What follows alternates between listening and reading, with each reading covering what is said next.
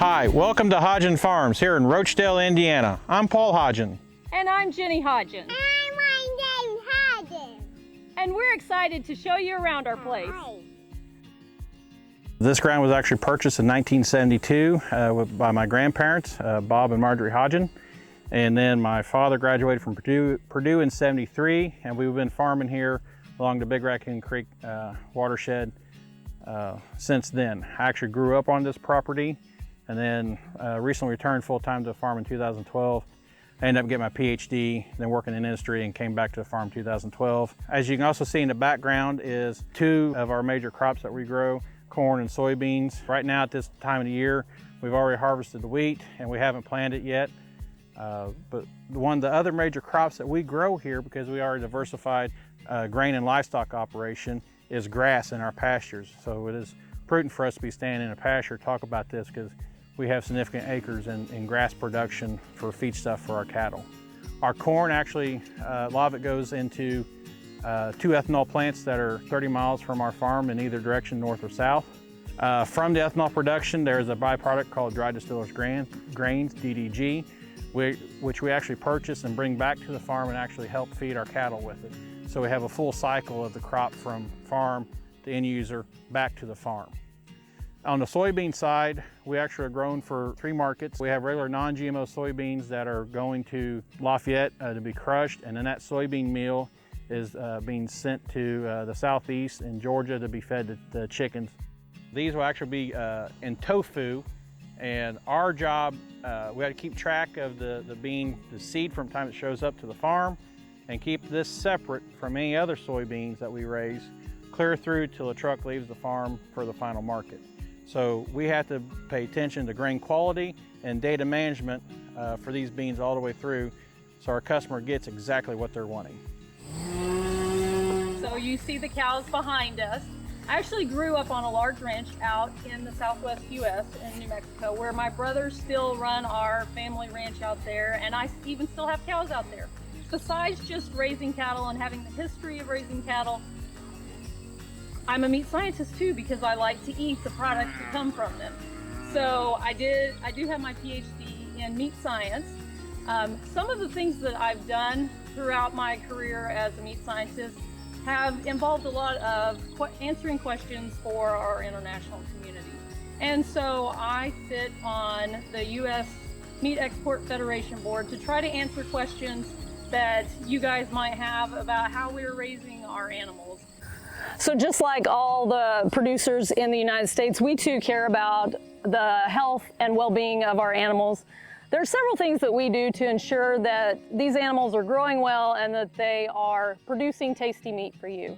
One of the most important things that we do is make sure all of our employees practice good handling practices, and so one of the ways we can ensure that is by having them go through regular beef quality assurance trainings. So some of the other things that we do to ensure the well-being of our animals is we work closely with our veterinarian and nutritionists. So by making sure that they get vaccinations at the right time and that they are getting the right nutrients at the right time of the year for the right stage of growth, just ensures that you're getting an awesome piece of meat. At the same time, these animals are as healthy and happy as they can be.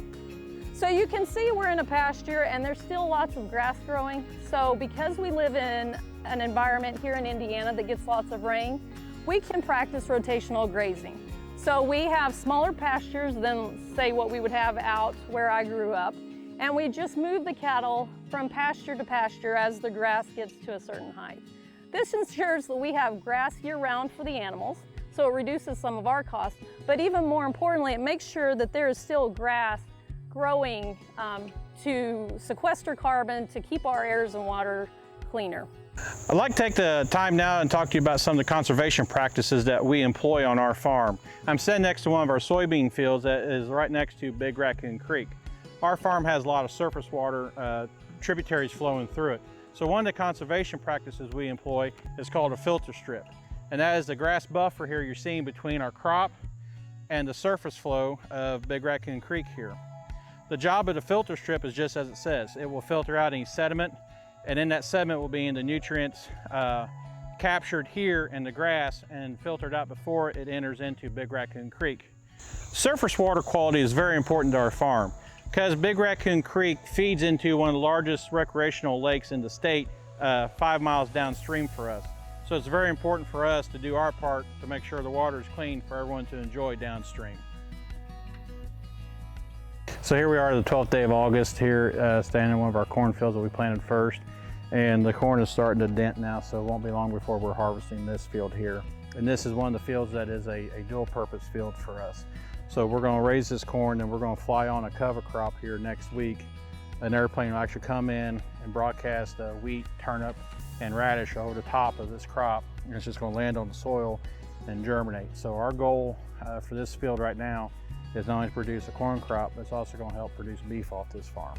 So one of the funnest technologies that we actually talk about here on the farm that we use is, in the precision ag world, is actual variable rate seeding. So as the planter was coming across the field here, it had a map loaded into the monitor, and the GPS was telling the tractor where it was located on that map. And that map had the rate of seed to drop for this specific spot in the field.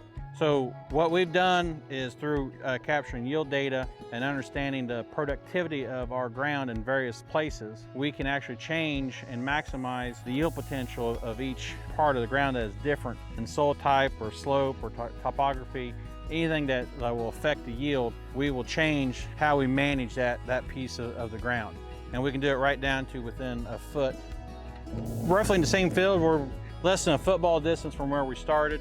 But one of the things I want you to see in the background of this is how much taller the crop is, how much darker green it is, how much more of what we call leaf area here. And what I mean by leaf area is the actual amount of leaf surface area is in the canopy here behind me. And you should be able to see in this video here how much closer these ears are. So where we were in the previous spot was only about 26,000 plants per acre. And we're closer to about 38 to 39,000 plants here in a square acre. So this ground here, this is actually a little bit lower here. There's a lot more water holding capacity in the soil that we're standing on. It's a lot more productive.